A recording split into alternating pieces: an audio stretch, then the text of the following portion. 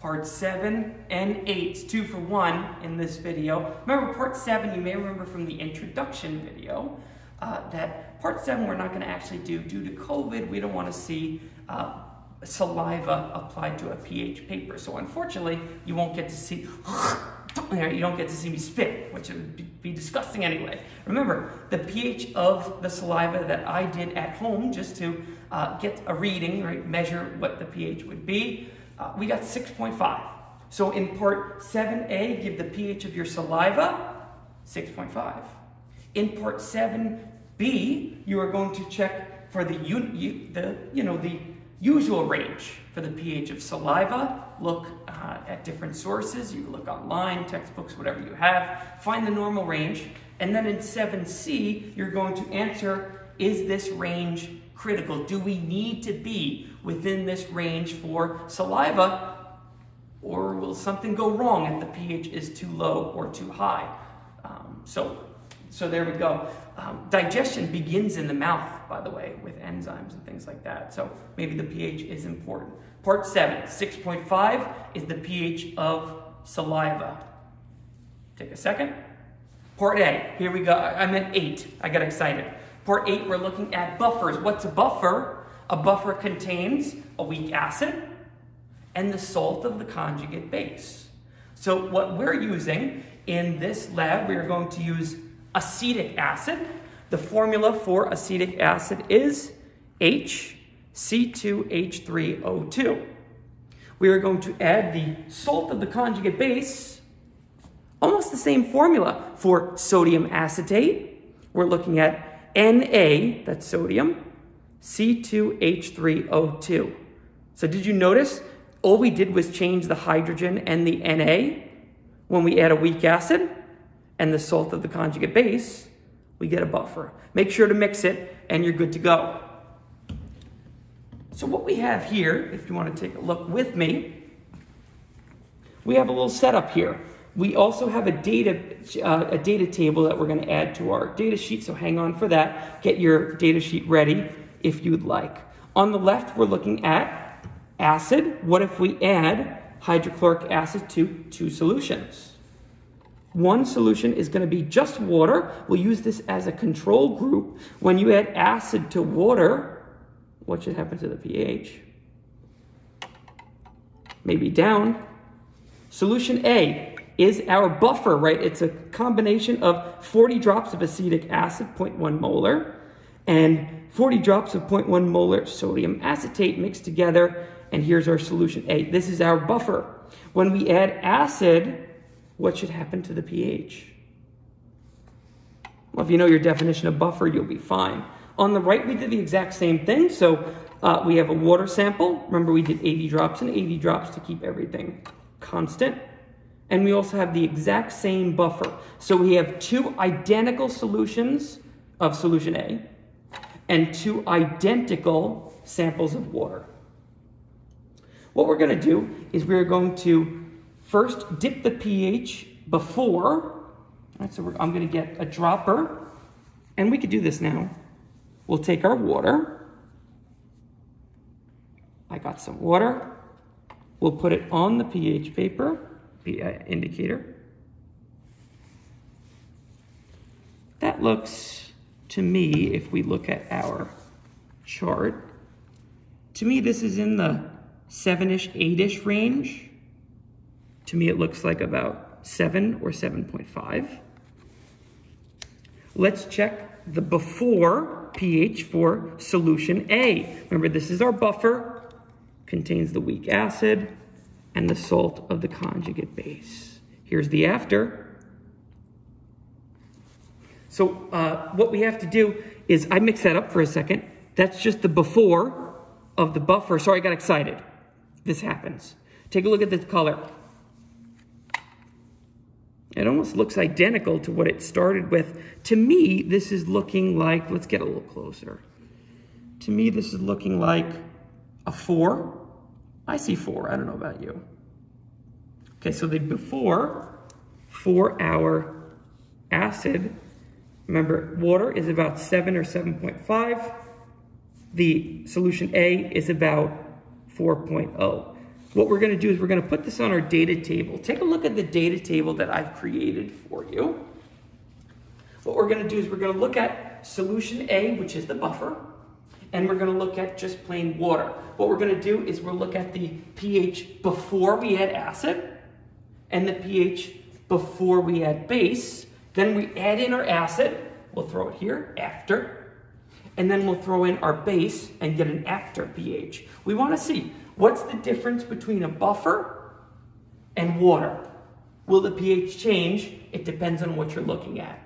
What we did was we took our numbers for the before for the acid, so we could write these in. If you don't have this data table, by the way, feel free to take a screenshot and then write it out and make this, this table, or do it in Excel or Microsoft Word.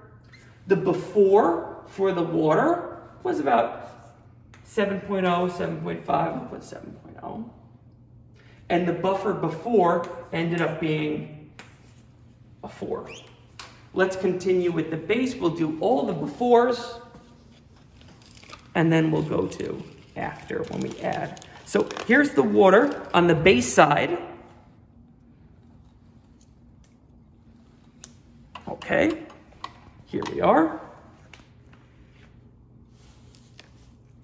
It's looking about the same. Let's head to our, let me grab it for us. I would say it's in between 7 and 8, almost in the 9-ish.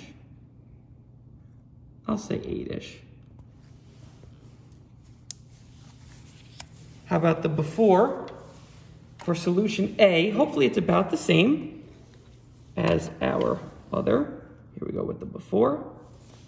Little squirt. We get the point. To me, this is looking at a 4 for me. I say 4. We'll add it to our chart. Come with me to the chart. All right. The before for the base for our water. Let's do that first. We ended up getting about 8. For our solution A, our buffer, 4.0. We're ready to add acid and base. Do you want to start with acid? Me too. Hydrochloric acid, HCl, low concentration, 0.05 molar. Buffers usually don't work if you have a really strong acid, so you have to be careful. Here's the water. What we're going to do is we are going to add 20 drops of hydrochloric acid to both the water and then solution A, or our buffer. 20 drops. 5. 10, 15, 20. Let's give it a bit of a mix. Let's add 20 drops to solution A, and we'll take the pH of both of them. Again, we'll go 20 drops. 5, 10, 15, 20. Let's give it a bit of a mix. Now we're going to check the pH. This is exciting. I'm ready. Okay. Water. The after. Should water change if you add acid? Remember, it started at 7.0. Oh, that changed. To me, this is looking, let's take a look. It looks like it's in the middle, between 2 and 3. We'll call that 2.5. That's our after. If this is a good buffer, what should happen to the pH? Think about it. Okay, started at 4.0.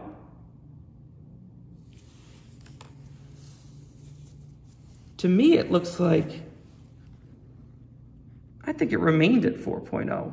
Almost a little bit of 3, but I'd say it stayed at 4.0. Take a look at the before and after. If we look here on the left, that is actually water, so we're good there. Before, remember we got about 7. After, the water turned to like a 4.0, a 3.0. We said 3.5. Solution A, don't watch that. We're looking at the before is just plain about 4, and after it remained at 4. You could see that these two are almost identical in color. The pH did not change. Are you excited? Well, it depends if you know what a buffer is. Then you'll know if you're excited or not. So let's do after. Our acid, when we added water, it ended up going to, I think we said 4.5. From 7 to 4.5, just water. That was our control group. Should the pH go down if you add acid? Think about that. Solution A, our buffer started at 4.0, remained at 4.0. The pH did not change for the buffer. Throw these numbers into your data table, and let's do the base. When we're adding base, we are going to use a solution of sodium hydroxide, NaOH. We're using a very low concentration, 0.05 molar. So we did before, and we have just switched these things here, right? It's going to be water on the left, and it's our solution A on the right. I apologize for that. To the water, let's add our sodium hydroxide. 20 drops again. 5, 10, 15, 20. We'll give it a mix. I'm beyond excited to throw a pH paper in. Solution A, that's our buffer, 20 drops. That's 5, 10, 15, 20. I'm getting good. Buffer solution with base. We better check the pH. Water, remember before it ended up coming out as 8.0. After we add base. Should it go up or down? Interesting.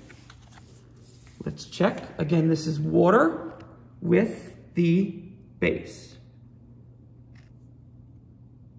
I would say it's in the 13, 14 range. I'm going to say 13.5, just for the fun of it. Solution A, we're going to add, we did add base. We're going to check the pH. Should the buffer change when we add base? Here we go. Are you ready? Are you sure?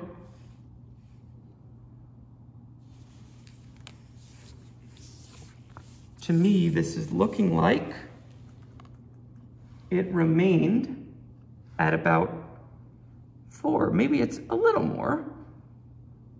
Maybe like a 5.